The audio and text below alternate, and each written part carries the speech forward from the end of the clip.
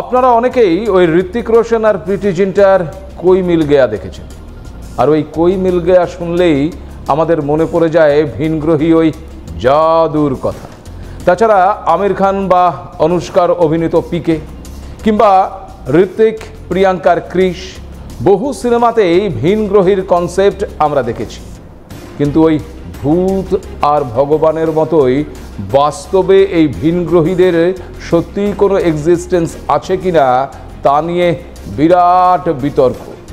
কিন্তু কেউ কেউ এই ভিনগ্রহীদের অস্তিত্বে বিশ্বাসী, আবার কেউ কেউ এসব নিছকই মানুষের কল্পনা বলে উড়িয়ে দিয়েছেন। কিন্তু হাল ফিলে সেই বিতর্ক আবার নতুন করে উস্কে দিয়েছে ওই 3i অ্যাটলাস। কে এই 3i অ্যাটলাস? ভিনগ্রহী নাকি ভিনগ্রহীদের কোনো যান নাকি অন্য কিছু? ঘনাচ্ছে কিন্তু রহস্য।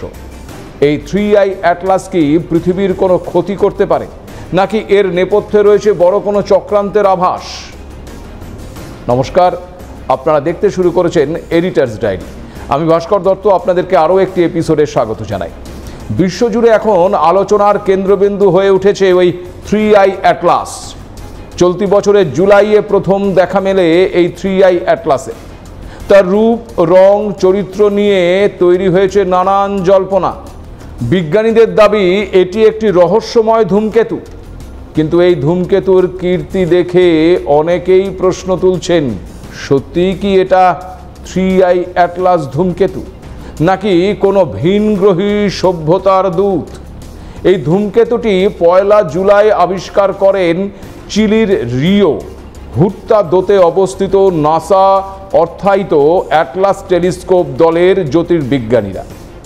পরে যুক্তরাষ্ট্রের ক্যালটেক এবং পালোমার অবজারভেটরির তথ্য যাচাই করে এটির উপস্থিতি নিশ্চিত করা হয়। প্রথমে এটি গ্রহাণু বলে মনে করা হলেও পরবর্তীতে গবেষণায় একে ভিন্ন নক্ষত্র জগৎ থেকে আগত ধূমকেতু হিসেবেই শনাক্ত করা হয়েছে। বিজ্ঞানীরা জানিয়েছেন এই 3i অ্যাটলাসের বয়স আমাদের সৌরমণ্ডলের থেকেও অনেক বেশি। কোনো ছায়াপথ থেকে ছিটকে বেরিয়ে ভবঘুরের মতন সে ঢুকে পড়েছে আমাদের সৌরমণ্ডলে। তবে তাকে ঘিরে তৈরি হয়েছে বহু প্রশ্ন।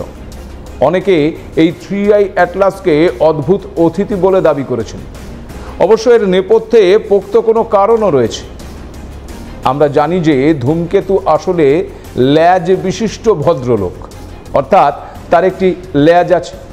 আর এই 3i অ্যাটলাস যখন বৃহস্পতির কাছাকাছি ছিল তখন তার ল্যাজ দেখা গিয়েছিল।